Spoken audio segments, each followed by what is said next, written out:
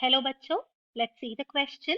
It states that steel wire of diameter 1 millimeter is stretched horizontally between two clamps located at a distance L is equal to 2 meter from each other. A weight of mass M is equal to 0.25 kg is suspended from the midpoint O of the wire. What will be the resulting descent of the point O in centimeters?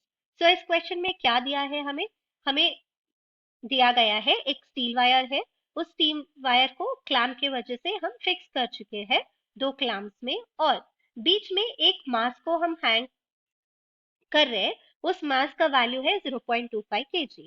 उस मास की वजह से थोड़ा decent हो जाएगा wire में, उस decent का लेंथ हमें फाइंड आउट करना है।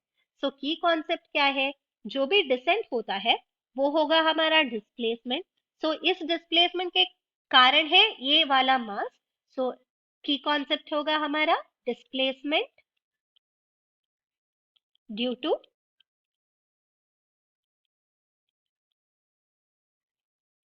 स्ट्रेस।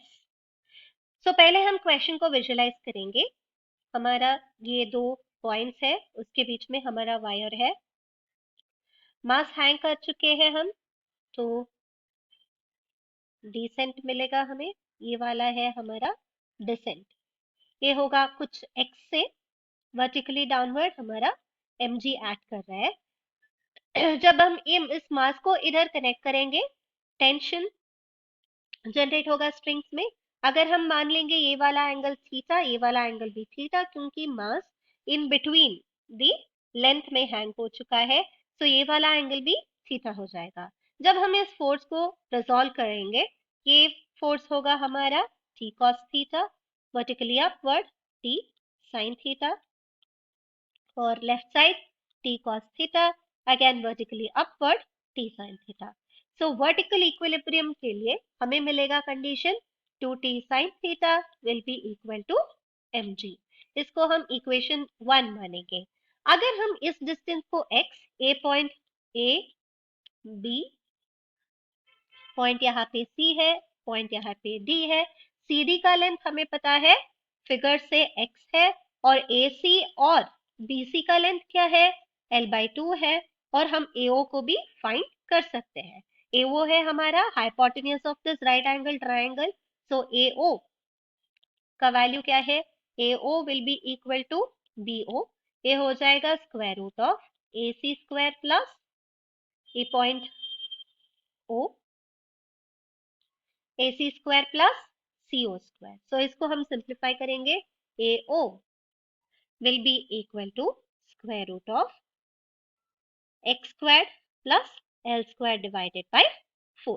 अभी हमको क्या फाइंड आउट करना है, हमें पता है डिस्प्लेसमेंट फाइंड आउट करना है। हमें पता है ये डिस्प्लेसमेंट होने का रीजन है हमारा मास। सो कुछ स्ट्रेस डेवलप होगा हमारा स्ट्रिंग में। वो स्ट्रेस क्या होगा, stress is equal to force acting per unit cross sectional area. Correspondingly कुछ स्ट्रेन भी हमें देखने को मिलेगा, वो हो जाएगा change in length to original length ratio. इन दोनों को यूज करके हम मॉड्यूलस ऑफ इलास्टिसिटी E को डिफाइन कर सकते हैं।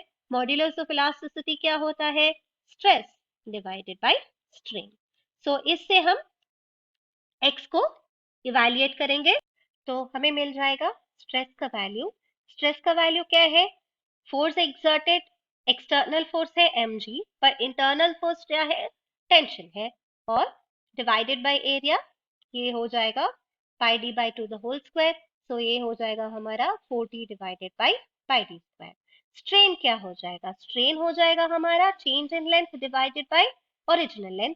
चेंज इन लेंथ क्या है, हमें चेंज इन लेंथ हो रहा है ये वाला change in length, AOB is our final length, whereas ACB हमारा इनिशियल लेंथ था। सो AOB हमारा फाइनल लेंथ है। सो फाइनल लेंथ क्या हो जाएगा, L/2 द होल स्क्वायर, यानी कि L square by 4 plus x square minus L/2।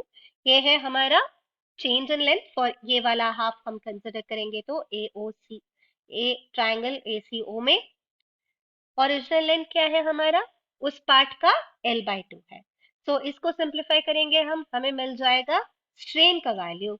Strain का वैल्यू क्या मिलेगा, स्ट्रेन हो जाएगा हमारा, strain is equal to square root of 1 plus 2x divided by LD whole square minus 1. ये हो जाएगा हमारा स्ट्रेन.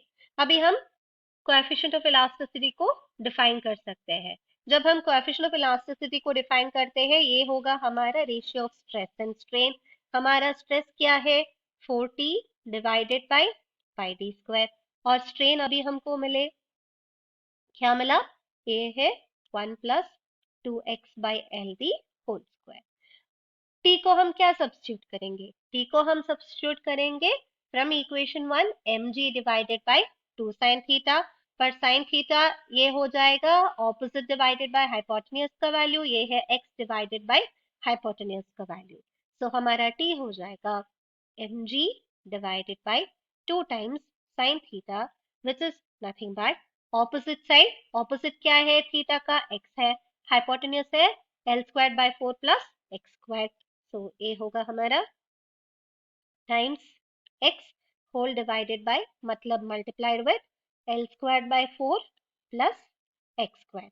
सो हमारा इलास्टिसिटी का इक्वेशन हो जाएगा, इन प्लेस ऑफ t हम इसको सब्स्टिट्यूट करेंगे 4 divided by pi D square mg divided by 2x under root l square by 4 plus x square divided by ये वाला term which is 1 plus 2x by l the whole square minus 1. So इधर 1 divided by 1 plus. सो जब हम इसको simplify करेंगे हमें मिल जाएगा 4x cube divided by 2l square is equal to mgl divided by pi E D square. हमें x का वैल्यू चाहिए. x का वैल्यू मिलेगा हमारा l times mg divided by 2 pi E D D whole square. So हमें given है question में mass का value 0.25, length 2 metre, diameter 1 millimetre. So इससे हमें मिलेगा x will be equal to length 2 metre है, मास 0.25, g 9.8 divided by 2 times 3.14 times e. Diameter क्या दिया है? 1 मिलीमीटर. ये हो जाएगा 10 to the power -3. This whole to the power 1/3. इधर ये है 1/3 हो जाएगा ये वाला. सो इसको हम सिंप्लीफाई करेंगे, e को सब्स्टिट्यूट करेंगे और हमें मिल जाएगा the amount of displacement produced, ये है 2.5 सेंटीमीटर. ये हो जाएगा हमारा final answer. I hope you will understand. All the best. Thank you.